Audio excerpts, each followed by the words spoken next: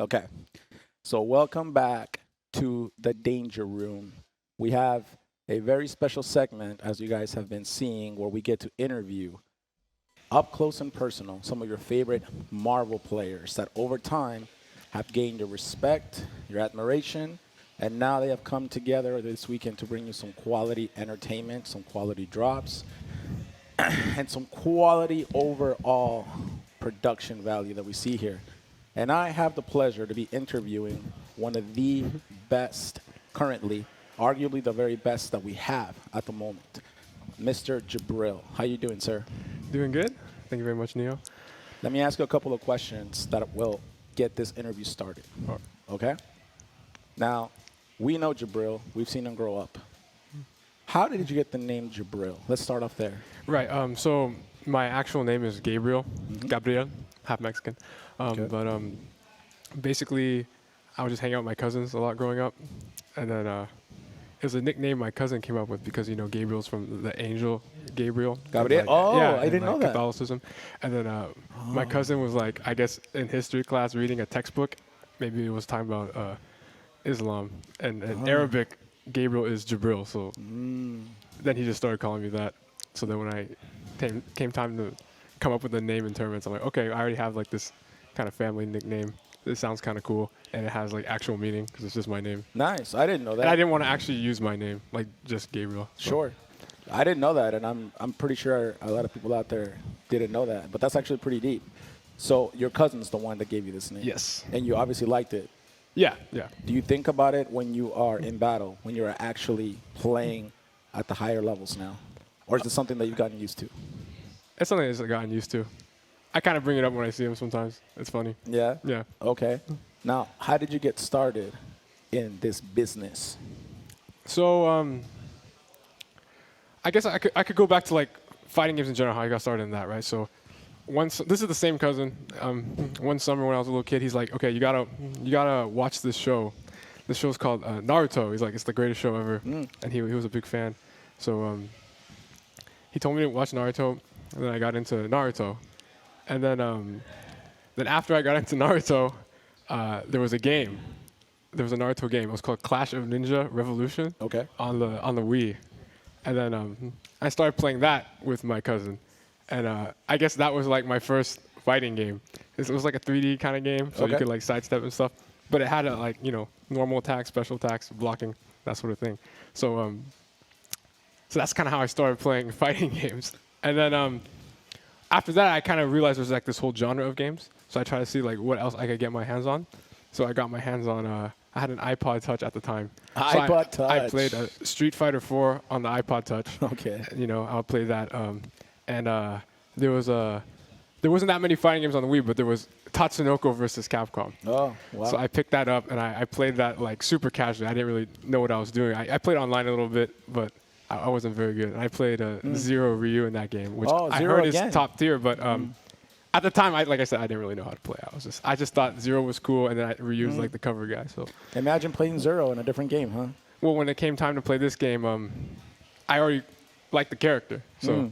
What a coincidence. Isn't that awesome? Right. So then leading up to Marvel vs. Capcom 3,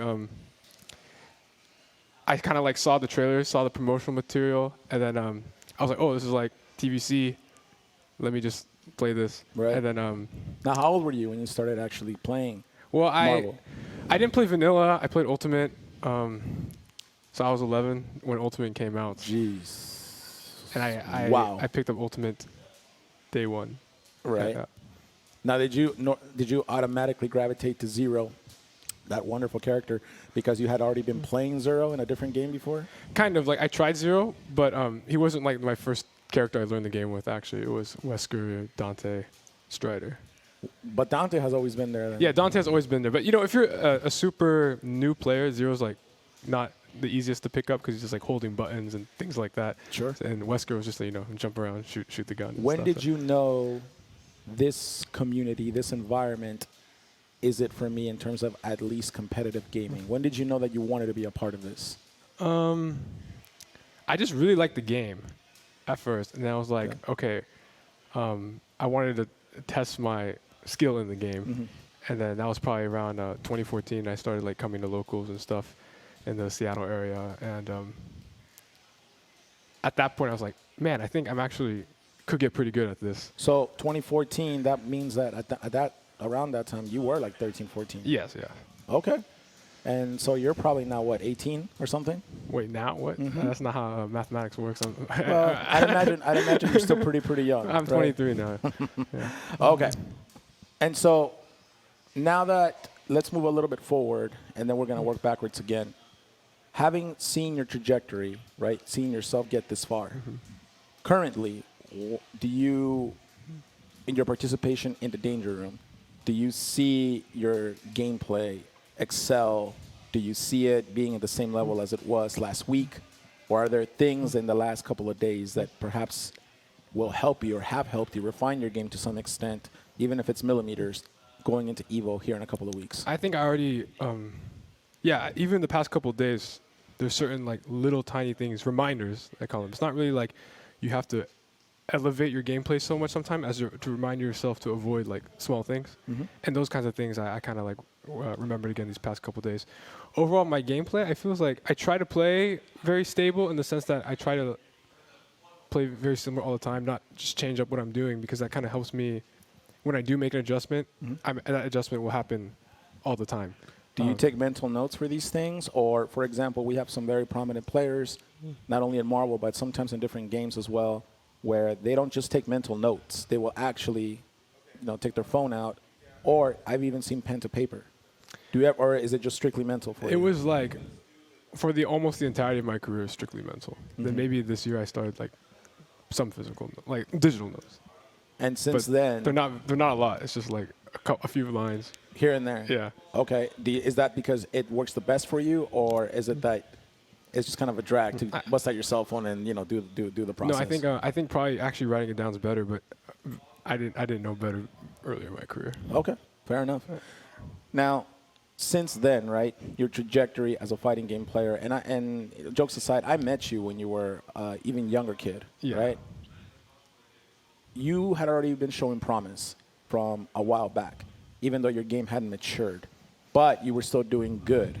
You would still be placing, even when myself and others would see you, you would place in top 16, top 8. Sometimes from here and there, you would show up at a tournament and do pretty well, but you never were cracking that upper echelon, and now you clearly have.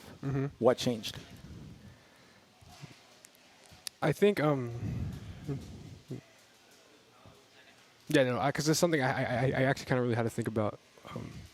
Take your time. To get to the next level. And if it's multiple things, tell us. What do you think changed where you were able to crack whatever it is that you had to crack? Maybe I can give you some examples, right? There was a couple of EVOs, and I know this about you. You've always wanted to demonstrate the skill that you do have in your hard work. But for some reason or another, evolution always was sort of a major obstacle. That it would be right there, but something would get in the way. What was that thing? I think at that point I couldn't control, specifically at evolution, I couldn't control like the anxiety of that tournament. What do you mean by that? Like how it felt so much more important than any other tournament. Oh, okay.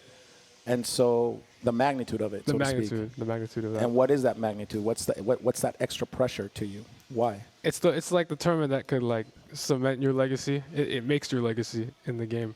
Right. When I feel like more so than others. Is that still your sentiment? For sure. Interesting. So then let's go down this line of thought then. When Marvel vs. Capcom, Ultimate Marvel vs. Capcom 3 had, let's just say, a pause, right? Or at least we didn't know exactly where it was going to go. It lost its stellar main stage presence, so to speak, right? Was that a moment where you felt sad because maybe you weren't going to get an opportunity to further cement your legacy? Oh, so at that moment, no, because MVCI was coming out, and I was going to play that. I was like, okay, I could just play this game. And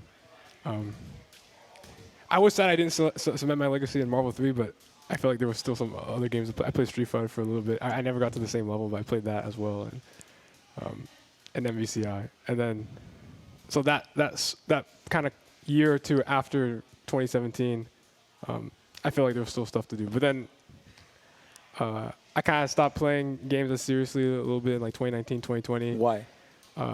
Because I just didn't like any of the new games. And then, like you said, Marvel 3 kind of was more in the backseat. So And then it made a resurgence. then it made the Parsec resurgence Right. first. What made you come back? Because it was fun. I just had fun playing. Oh, okay. Yeah. So did you miss it? Did you miss having that experience that perhaps wasn't there for a little while? No, it wasn't even like a longing for anything. I just was having a lot of fun playing again. Right. But what I'm saying is before that, there wasn't a part of you that missed that, even though we were all, stuck in the house in COVID, because of COVID, rather. Was there a part of you that when you started playing, it was fun, but was it something you missed, or is it just, I'm just going to play because I'm bored and it's fun? It kind of just started. I was just gonna play because I was bored and it was fun in 2020. So then what happened since then that obviously you started once again, right, taking it serious? Yeah. And this is where I wanted to take this line of thinking. What changed from the previous years when you were about to get that top 8 at Evo till now, where now it's clearly visible that for the most part your nerves are in a much better condition? What happened? And if you don't know, you don't know. I don't know all of it, but I do know. I could say one thing, which is I think back then when I lost, I felt like it was the end of the world, but now I know it's not. Oh, interesting. Interesting. So would you say that you let go a little bit of the pressure, not of the game, and not of not taking it seriously, Yeah. but you let go of this massive weight on your shoulders of I think that's a fair statement. Yeah. so you let go a little bit, and that in turn would you say that in turn made you even that more lethal? Yes, and having more acceptance of like certain aspects of the game as Like well. what? It's a crazy game, and tides could turn at any time. And I think sometimes when those tides turn, like people they lose in the moment, or they have trouble accepting certain things. And So would you say that you getting used to the variance and the fact that these things are never going to happen, whether it's a random scramble, I think everyone's used to the variance. I'm talking about accepting the variance. that's the distinction right there. When did you begin to accept that? During the Parsec era, or when? Or was it just a moment in time you were just thinking, you're like, oh, I can let go of this, actually? Maybe it happened during that time I wasn't playing, because when I came back to Parsec, I seemed to Did other understand that more. events in your life you think trigger that, maybe outside of Marvel? And the reason I'm asking this, right, I'm being very detailed about this, is because there's a plethora of players, right, that are right there, were right there, but maybe they didn't get over this final obstacle or a huge obstacle that you encountered that at some point now made you break into that upper echelon where you are debatably one of, if not the best. I don't think that your gameplay has incredibly, substantially become that much better. It is better. Yeah. But, and it is more lethal. But I think your major success that you've had is due to this mental aspect. And there's a lot of people out there, right, that sometimes they don't quite understand what's wrong with the game. And I think maybe that was your problem in those Evos when you were right there. And we could tell something is going on where he's so good and he understands defense. He understands moving in and out at the appropriate times. But why can't he break that when he's in the top 16 bracket? So accepting, just tell us a little bit more about accepting variance. What does that mean exactly? Or accepting that bad things are gonna happen. Did that happen outside? No, I don't think anything. So I didn't really do anything else competitive in between that time. So it was nothing like directly came back. I don't think I went through like a life mental transformation. I guess, like I said, probably the biggest one was letting go, but that's just more of that's not really a gameplay principle. That's just a life principle. Dude, that's what I'm saying. Yeah. But the life principle came through you by way of the game then, not by way of a real life experience. Would you say that? Not a direct real life experience, but actually, a lot of it was kind of watching the game after taking a step back. There we go. Like revisiting with a new perspective, I would say. So this might even become more interesting. Having realized that about the game and the fact that you gained such level of success following that realization, did that in turn has helped you personally in your life to let go of certain things that maybe were stressing you, putting too much weight in your back? A little bit. it's I don't have too there's no major weight I feel anymore, I guess. But so actually, yeah, I would say that. You seem to me calmer in the last visits, the last times that I've seen you. Now, you've always been Yeah. pleasant to deal with, but I'm saying certain situations, let's just say, especially situations that involved pressure, I could tell there was a change in you. You would stiffen up. Now, we all still get a little bit of nerves. That's inevitable. Yeah. We're human. But the point is that lately, as of the last year or so, the times that I've seen you, you seem generally much calmer. And so I think that that's a direct effect of this realization that you made, maybe along with some other things, right? Yes. Okay. So now that I've covered that, going into this Evo, the field is the greatest it's ever been, right? And arguably one of the most, if not the most difficult tournaments, certainly is going to be your hardest challenge, I would say. Because you got players that arguably are just as hungry as you and very lethal. But you make a good case for top 6, and you make an arguable place for the trophy. What do you feel about this field, and what do you feel personally your chances are to win? So a tournament like Evo, even if you're like one of the best players, you cannot. It's very difficult to pick one person over the field. I think everyone kind of knows this, but I think my chances are pretty good as far as any individual is concerned. What does that mean? What's pretty good mean? Like probably top 4 names to take it. I would say. Really? Yeah. Okay. Do you see yourself then in top 6 winners? And this is not a prediction. I don't want to put that, because again, you've let go, right? But out of the field that you see of individuals, do you see yourself, it got harder. It used to be top 8, it got harder. Do you see yourself in those top 6 winner side, whatever that looks like? I really don't care about the top 6. It's just first place or nothing this time. There was a time in my life where the medal meant so much to me, but it really doesn't mean anything to me going into this year. That's great. That's actually great to hear. I think he's more lethal than ever. So, question about, obviously I know that Seattle is in your corner, right? Kyle P, I'm sure, is watching you and is proud. What about your parents? How do they take on, their kid being one of the best in the world at something like this? They're just very supportive parents in general. Me and my siblings, they're just very good people. They don't understand the game too much, but like when I was young, they let me like travel around. My dad would take me to the locals and stuff. So he was very supportive in that case. They just like to see me be happy in what I'm doing. So, my dad does, I think, watch some videos sometimes. Your dad? I think. So both of them, I'm sure, have some level of understanding that, you're traveling and you're doing all this. Oh yeah, for sure. They know I'm traveling and stuff. And they're both very supportive. Yeah. Oh, that's great. That's great. Nothing like having supportive parents. Yeah. So with all the support, right, and I see that you have friends in the Marvel community, certainly a lot of people there are fans of you, right? Now, with all of this, who would be the first person in your mind to call if you win the trophy? I would say Kyle, but he's going to be there, so I don't need to call him, Kyle P. Kyle P. Shout out to Kyle P. My little brother's going to be there, I think, too, so I don't need to call him either. Any pressure from these people there? Yeah, my brother just wants. My brother's come to a couple FTC events, actually. He just likes to see what it's about. No, not really pressure. It's like they just want me, since they know I want to do well, they want me to do well. Okay. If you win, what do you think that feeling would be like? Probably like relief. Relief. Yeah. Not incredible enjoyment. Why relief instead of incredible enjoyment? Because I feel like I was supposed to hit higher highs before. And it was just be like fixing what was supposed to happen. Confirmation. Yeah. What happens if you get sent to losers early?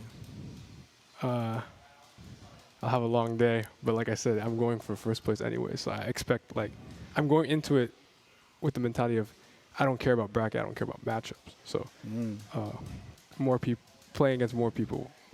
So relief. It's not gonna break me. Relief is a very interesting word, because many champions in different types of other competitive fields in life say that actually it's relief because of it's pressure, but because you've affirmed that it's a pressure that you've let go of in terms of it being a big, big thing on your shoulders. It's still there, just not as big as before. If you win, right, and you are relieved, would you keep playing Marvel after the fact? I may enter some stuff, but I probably wouldn't train as much anymore. So you think this is it? This is your swan song?